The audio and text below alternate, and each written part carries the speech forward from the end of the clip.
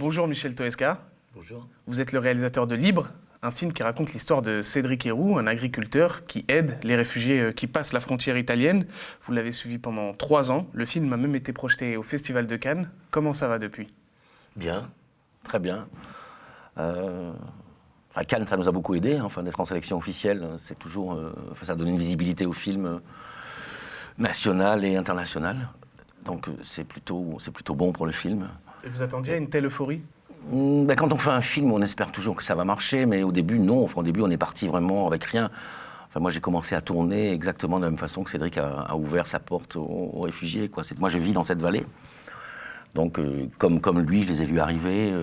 Donc, ça a été un geste. Moi, j'ai aussi accueilli.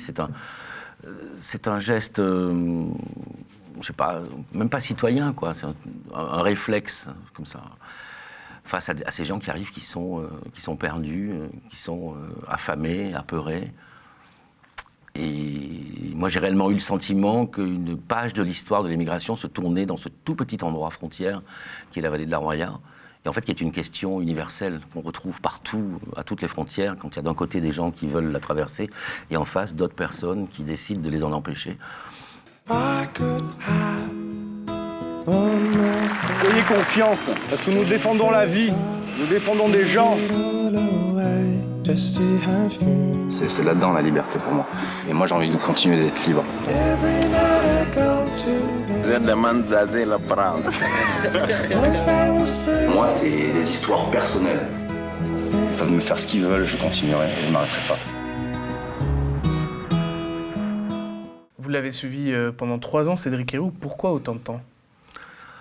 Parce que moi, j'ai suivi l'histoire, en fait. C'est-à-dire, à plusieurs moments, je me suis dit, bon, je peux arrêter là. Et puis, il se passait à nouveau quelque chose. Et en fait, j'ai décidé d'arrêter le film au moment où vraiment l'État est parvenu à neutraliser la vallée. C'est-à-dire à faire en sorte qu'il n'y ait quasiment plus de réfugiés qui puissent passer, avec une présence militaire et policière énorme. Et voilà, et puis les réfugiés, ils sont très malins, quoi. Ils ont compris que la Roya, c'était mort, on ne pouvait plus passer par chez Cédric. Et donc, ils sont passés plus au nord par le Briançonnais. Et là, je me suis dit, bon, j'arrête le film à ce moment-là, quoi. Et pourtant, à un moment, on a l'impression quand même que tout le travail que fait Cédric Héroux et les autres bénévoles payent, puisqu'il arrive quand même à un moment à passer facilement avec les gendarmes. Vous l'appelez même The Big Boss à ce moment du film. C'est-à-dire, c'est très surprenant le rapport des forces de l'ordre à ce territoire. C'est-à-dire, les gendarmes de la vallée sont des gendarmes qui vivent là, et donc qui sont confrontés en permanence à la situation.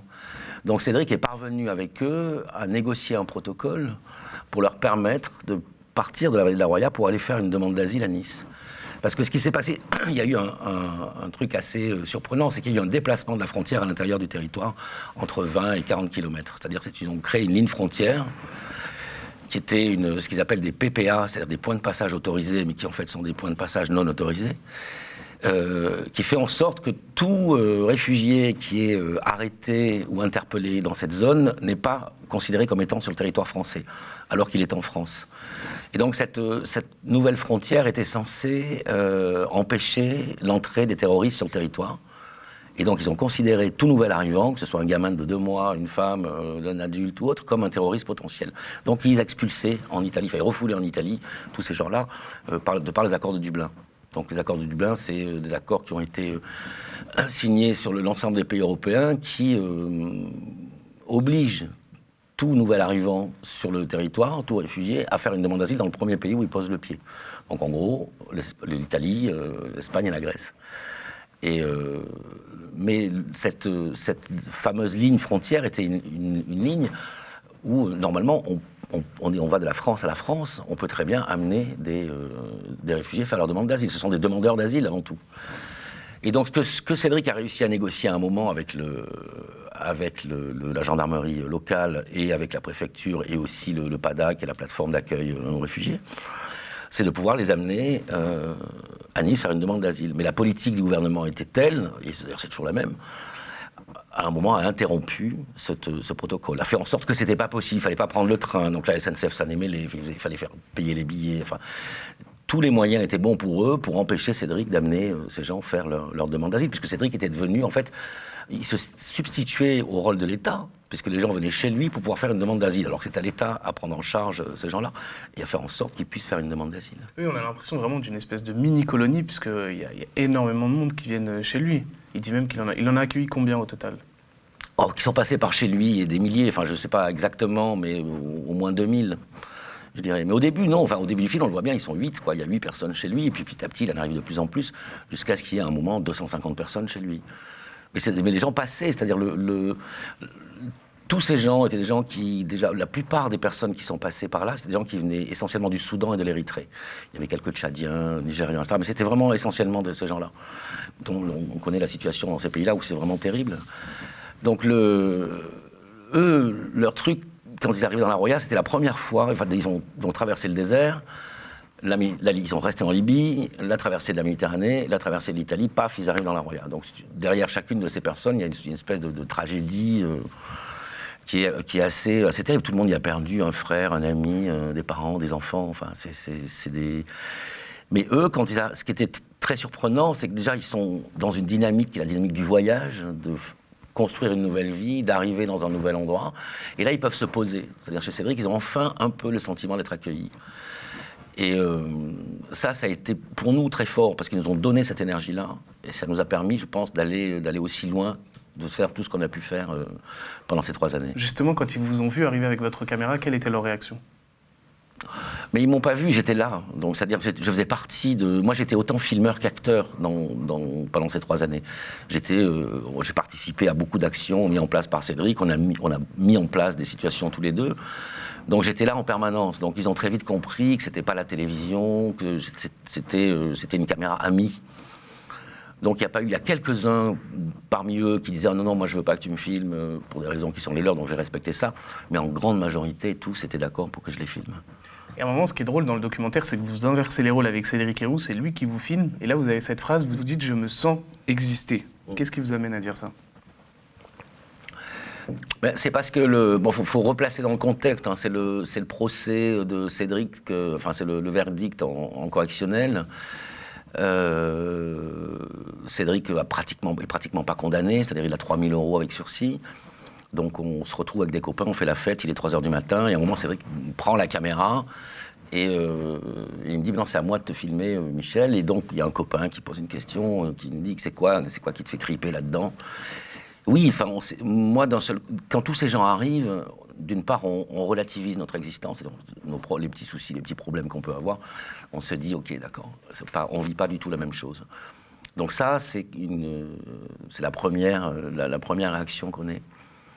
Et puis en faisant ce film, oui, je me sens exister parce que je me sens dans l'histoire. Hein. C'est-à-dire, pour moi, c'est un moment historique, ce qui s'est passé là. Et je le pense réellement, je suis pas le seul à le penser. Et quand on a la chance, on peut dire, d'être là, à ce moment-là, et qu'on a une caméra, et que le fait d'être cinéaste et de filmer cette histoire, évidemment, ça procure un sentiment d'existence très fort, quoi. D'être en tout cas là où les choses sont en train de se faire, et où les choses sont en train de se passer. Voilà, c'est la raison pour laquelle je me dis je me sens exister, quoi. Parce que je me sens faire partie de cette histoire et d'en être le témoin. Au-delà du fait que, comme vous dites, c'est un moment historique que vous avez l'impression de vivre, est-ce qu'il y a autre chose qui vous a poussé à vous dire, voilà, je vais prendre ma caméra, je vais filmer ce qui se passe? Je tourne souvent, enfin donc quand j'ai commencé en fait à tourner, la première année de tournage n'est quasiment pas dans le film, dans le montage. Il faut bien situer la vallée. C'est une vallée qui est franco-italienne. Le nord de la vallée est française et le bas de la vallée est italienne. Et nous, on va à Vintimille faire nos courses. C'est la ville la plus proche, qui est donc en Italie. Et au mois d'avril 2015, j'ai vu qu'il y avait beaucoup de Noirs à Vintimille, beaucoup plus que d'habitude, quoi, beaucoup. Et après, j'ai très vite compris que c'était des réfugiés, etc. Donc j'ai passé beaucoup de temps avec eux pour essayer de comprendre. En fait, j'ai pris ma caméra pour essayer de comprendre ce qui était en train de se passer. Voilà, c'est tout. Dans le film, Cédric Herrou parle de racisme d'État quant à l'expulsion des réfugiés. Est-ce que vous êtes d'accord avec ça? Oui, bien sûr. Ouais, je pense, enfin, il les refuse. Je pense que, comme le dit Cédric dans le film, je pense que si ces gens venaient, je sais pas moi, de l'Europe du Nord, je pense que la réaction de l'État serait pas la même, quoi. C'est évident. Puis après, c'est tout. On va pas refaire l'histoire de la colonisation, de la décolonisation, de la post-colonisation, qui est une longue histoire, mais c'est quand même ça. C'est-à-dire, c'est des pays qui ont été colonisés, qui ont été pillés, qui sont toujours pillés par les Occidentaux, enfin par les Européens, les Américains, et puis les Chinois aujourd'hui. Et donc on se sert de ce qu'il y a chez eux, on l'utilise pour nous, et ces gens-là n'ont plus rien, et donc ils viennent, forcément, c'est une espèce de logique, quoi, le fait qu'ils viennent ici. Mais non, on n'en veut pas. Voilà. Donc pour moi, c'est un racisme d'État, bien sûr. Et la solution, selon vous, c'est quoi? C'est un accueil sans restriction de ces personnes? Non, mais je pense que les solutions, il y en a plusieurs, quoi. La solution, elle n'est pas... c'est le bout de la chaîne. C'est le bout de la chaîne et c'est le bout d'une histoire, ce qui se passe dans la Roya. Je pense que la solution, elle est... je sais pas, lorsque la France arrêtera de vendre des armes au Soudan, ou lorsque ces politiques qui sont des politiques vraiment colonialistes, quoi, du point de vue des richesses qui sont dans ces pays-là, qui sont vraiment accaparées par les Occidentaux, déjà, je pense que les choses changeront, quoi. Je pense que le travail est à faire d'abord en amont, mais c'est une chose qui semble impossible, improbable. Enfin, le libéralisme tel qu'il est pratiqué aujourd'hui ne permet pas ça. Donc oui, après je pense que oui, il faut accueillir. La politique d'accueil, j'ai tourné avec une députée européenne qui s'appelle Cécile Kyenge, qui est d'origine congolaise, qui était ministre de l'intégration du gouvernement de l'État en Italie, et qui aujourd'hui est députée européenne. Et elle a écrit un rapport très intéressant sur les coûts de la politique sécuritaire en Europe ou sur une politique d'accueil intelligente et encadrée. Et on divise par deux. C'est-à-dire la politique sécuritaire, c'est hors de prix. La Roya, ça a coûté quasiment 100 000 € par jour pendant 2 ans, les forces militaires et policières qui étaient là. Alors qu'on pourrait très bien accueillir ces gens-là, bien sûr. Alors je vous propose de regarder un extrait et ensuite de réagir. On fait bonjour à la police maintenant, allez. Viens, fais bonjour à la police.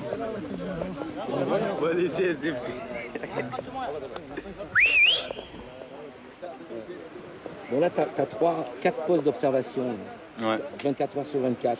Là, un au-dessus, là, Un en face. un en face, là, et 2 encore au-dessus. Et encore au-dessus. Ouais. Donc ils sont là 24 heures sur 24. Ouais. Ils sont là avec des caméras, avec des micros, et ils te lâchent pas. Non. Voilà. Et là, en fait, il y a un dispositif militaire, policier énorme. Mais là, il vient encore d'en arriver combien? 15? Je sais pas. Ouais, une bonne Passe, 10, quoi. 15. Enfin, Bah il ouais, y a des ça passe. checkpoints partout, etc. Mais Mais on voit bien qu'en fait, contrôler une frontière, ce n'est pas la fermer. Et c'est ça qu'ils comprennent pas, c'est que là, ils sont en train c'est contre-productif, en fait. C'est qu'on veut fermer, en fait, ce qui se passe, c'est que les gens s'échappent. Et si tu veux la contrôler, bah, tu encadres. On appelle ça accueil, mais c'est pas le bon accueil, c'est encadrement, en fait. Et ça, c'est leur problème qu'ils comprennent pas. Parce qu'on voit bien que ça marche pas. Regarde, la frontière est fermée, regarde, fais le tour. Voilà, fais le tour. Tu vois, on est combien? En 2 jours. Tous ces gens-là sont arrivés en 2 jours. ouais, il y en a quoi? Il y en a plus de 100, quoi. Là, on est, ouais, je pense quasi 100. Là. Alors quand on voit cet extrait, ce qu'il faut dire, c'est qu'aujourd'hui, comme vous l'avez dit tout à l'heure, c'est que plus grand monde ne passe par la vallée de la Roya. Est-ce que vous diriez que vous avez perdu la bataille idéologique face à l'État? Alors, idéologique, non, je ne pense pas qu'on l'ait perdu. L'État a gagné la bataille, on pourrait dire, physique. C'est-à-dire la vallée est neutralisée, la vallée, il y a des checkpoints partout, des contrôles permanents. Donc de ce point de vue-là, l'État a gagné. Nous, c'est passé autre chose. C'est-à-dire que Cédric et les avocats de Cédric ont saisi le Conseil constitutionnel. Et le Conseil constitutionnel a décidé d'inscrire la notion de fraternité, qui ne l'était pas, dans la Constitution française. Enfin, en tout cas, de lui donner une légitimité qui, ensuite, d'un point de vue juridique, permet de revisiter un certain nombre de procès sur les accueillants, etc. Donc, c'est pas gagné, parce que malgré cette décision du Conseil constitutionnel, il y a encore des gens qui sont condamnés aujourd'hui. Mais disons que symboliquement, la bataille a été gagnée. Il y a encore des procureurs, des avocats et des juges qui décident de sanctionner des personnes qui aident à l'accueil, quoi, encore aujourd'hui, malgré cette décision du Conseil constitutionnel. Après, bon, ça permet d'aller en cassation, ça permet d'aller même un peu plus loin à la Cour européenne des droits de l'homme pour essayer de faire en sorte que ça puisse que ce soit appliqué, que la décision du Conseil constitutionnel soit réellement appliquée ou qu'on en tienne compte. Mais on a quand même été confronté en permanence à la position illégale du gouvernement.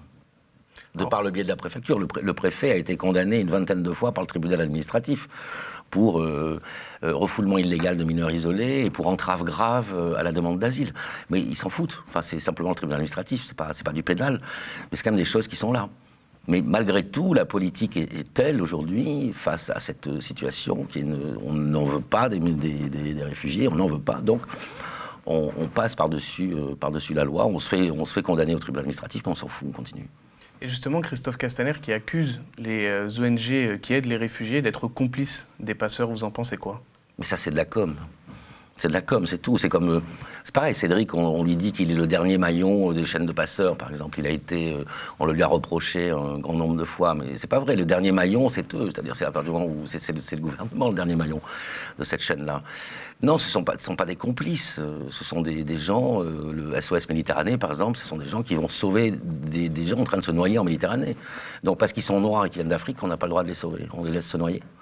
Dans les accords passés aujourd'hui entre les gouvernements européens et la Libye, avec les milices libyennes qui quasiment noient la plupart des bateaux qui coulent. Et donc les gouvernements se flattent de la baisse quasiment de 50% en moins d'arrivée de réfugiés en Europe. Ces gens-là, ils sont au fond de l'eau, quoi. Et ça, c'est un crime contre l'humanité de la part de l'ensemble des gouvernements européens. Et ça, je le dis fermement, quoi. C'est vraiment un truc qui est inacceptable. J'espère que ce sera jugé dans quelques années, ce qui se passe là, depuis 1 an en Méditerranée. Et aujourd'hui, Cédric Herrou n'accueille plus personne chez lui? Non, il y en a quelques-uns qui arrivent. Il y en a pas certains qui sont passés là il y a 1 an ou 2 ans, qui sont partis en Allemagne, qui ont fait une demande d'asile ou qui étaient en France, qui ont été déboutés en demande d'asile, qui ont été refoulés en Italie et qui reviennent chez lui pour essayer de se faire ce qu'on appelle dédubliner, pour de nouveau faire une demande d'asile. Mais il n'y en a quasiment pas, quoi. Il y en a quoi, 4 chez lui, 4-5. Pourquoi avoir décidé d'appeler votre film Libre? Chacun est libre d'agir comme il l'entend, quoi, malgré les restrictions qui peuvent entraver cette liberté. Le fait de choisir d'être solidaire ou de venir en aide à ces gens-là, c'est un geste qui est libre. Et je pense que Cédric le dit plusieurs fois dans le film. La question de la liberté est soulevée à plusieurs reprises. Voilà, lui se sent libre d'agir comme il le sent. C'est vraiment un geste. Enfin, je pense que le geste de Cédric et le geste de ce film sont des gestes politiques. Politiques dans le sens où on vit sur un territoire qui est la vallée de la Roya et on s'occupe de ce qui se passe autour de nous, de façon étymologique. Donc nous, on trouvait que la façon dont le gouvernement français et le gouvernement italien traitaient ce flux migratoire était inadéquate. Donc on a fait en sorte de le rendre un petit peu plus humain et un peu plus simple, permettre simplement à ces gens d'aller faire une demande d'asile, ce qui est la loi. Enfin, ce sont des textes de loi européens, français, où tout étranger arrivant est en mesure de faire une demande d'asile. Et le gouvernement français empêchait ça. Donc nous, on a décidé d'agir politiquement en disant, nous, on va leur permettre de faire une demande d'asile. Voilà, et ça, c'est un geste qui se fait librement, malgré les pressions, malgré les gardes à vue, malgré les procès. Voilà, c'est ça, être libre, c'est-à-dire être persuadé d'être du bon côté, c'est-à-dire de se dire on ne peut pas laisser ces gens-là. Ce que énorme, on a proposé à beaucoup de politiques de venir dans la vallée. On a proposé au président du département, on a proposé à Gérard Collomb, venez voir ce qui se passe, venez rencontrer ce qui se passe. Mais ils ne viennent pas. La seule personne qu'on voit dans le film, qui était à l'époque le directeur de cabinet de la préfecture, qui s'appelle François-Xavier Loche, est venu lorsqu'on a ouvert un squat qui s'appelle Les Lucioles. Et là, on voit très bien le discours. C'est-à-dire, on voit d'un côté un discours purement administratif.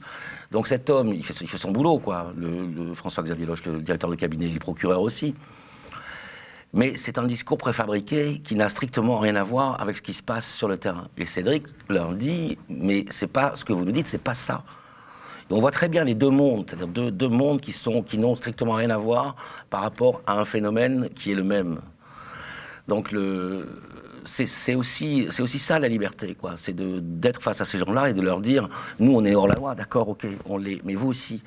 Parce que vous ne respectez pas la loi, et c'est en ne la respectant pas que vous nous obligez à faire des actions comme celle-ci. Donc la liberté est là, quoi, à cet endroit-là, de pouvoir faire ça, en sachant qu'on prend des risques en disant ça, et en agissant en fonction de cette conviction, quoi. Et je rappelle donc que Libre est désormais disponible en DVD. Voilà. Merci.